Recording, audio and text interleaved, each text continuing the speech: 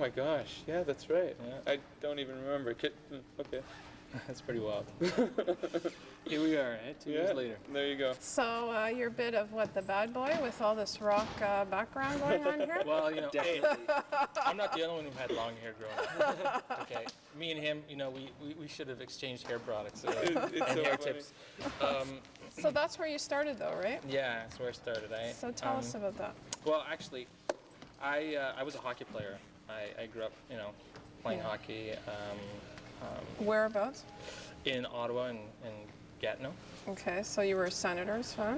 I No? was, yeah, Yeah, but there wasn't okay. a team, you know, back then until Yeah. a bit later. Yeah.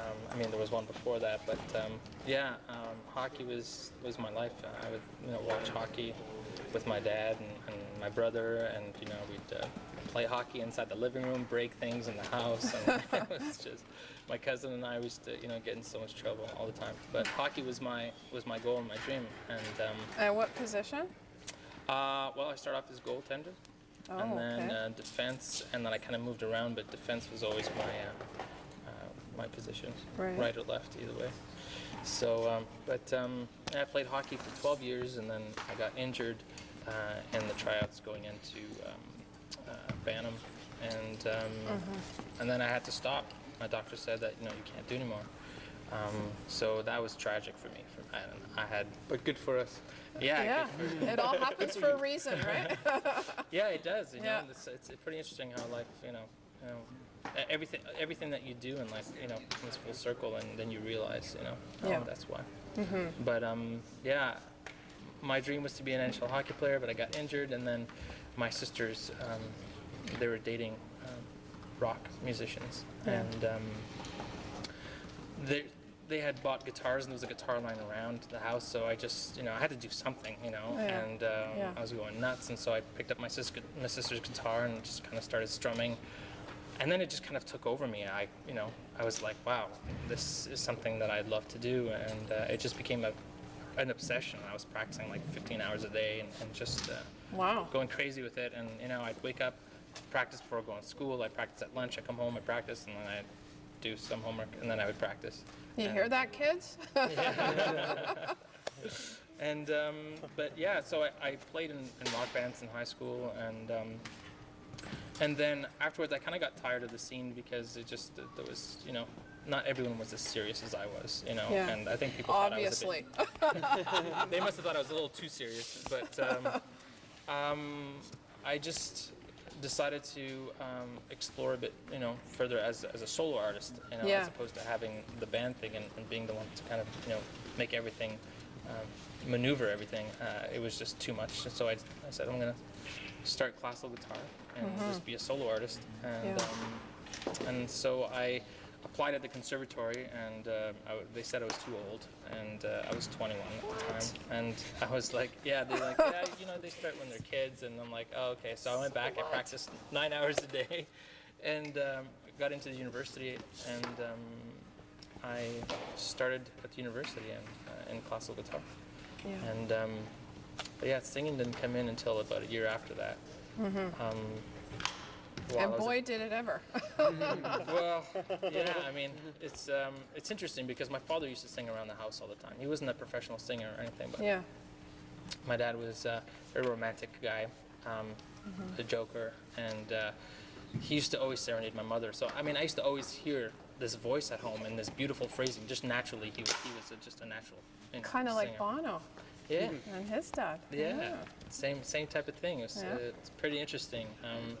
So, but you know, friends would come over when I was younger, and they'd be like, "Who's singing?" I was like, "Oh, it's my dad," you know, singing Portuguese fado or something like that. And but you know, those melodies always stuck with me. And while I was at the university, there were some sopranos. Like everybody sing in the choir, and there were some sopranos that said, "You know, I hear something in your speaking voice. You know, I think you should, you know, can you sing for us at some point?" I'm like, "Are you crazy? No way, I'm not doing it." And like Vic, it was the same thing, you know. You didn't want to sing in front of anyone, and I didn't want to sing in front of anyone either. Yeah. But I was at university, so you know what I mean. You're at university, you know, you sing badly, people like. Oh, yeah. It's the end of that.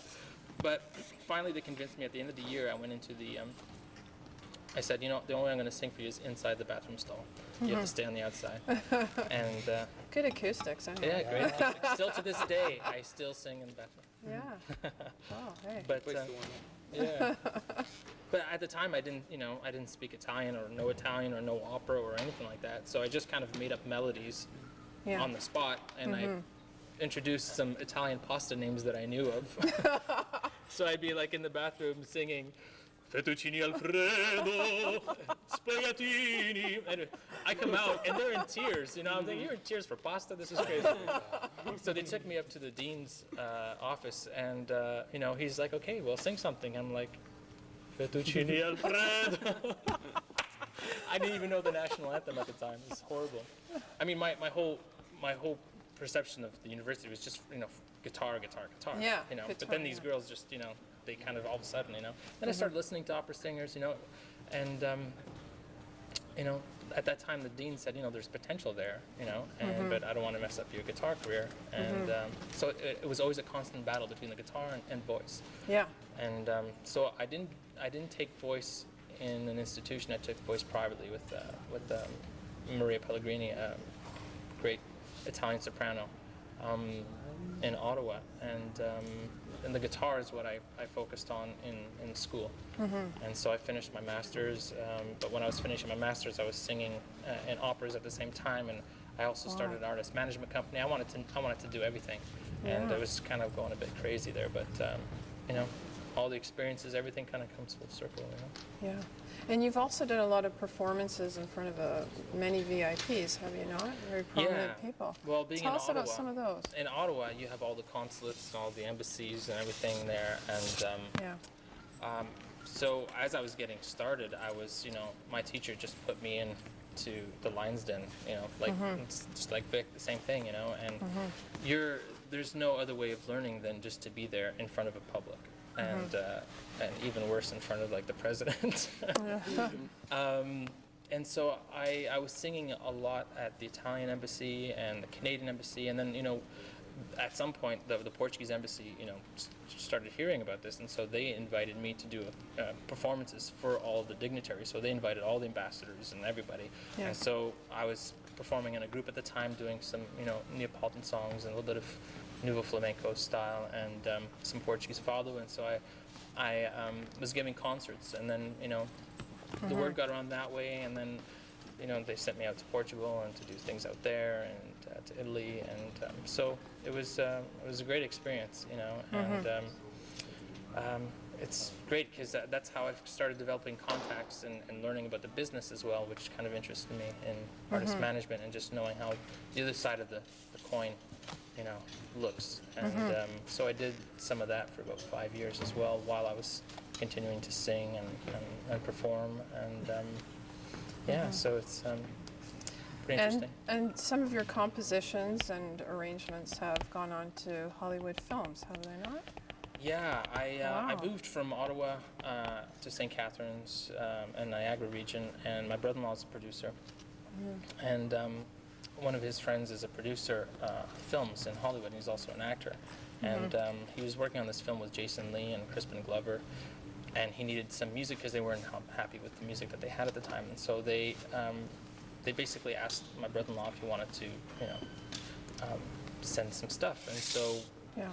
I sat down and started writing some things, and we started collaborating on that. And so we came out and sent some stuff, and they loved it, and they kept it. So my first credit to a Hollywood film, writing southern guitar stuff and a little violin cadenza, and so it was a great experience to do. It's something that I want to explore, Yeah. a little further down. But Yeah. composition for me is a great means of expression for me.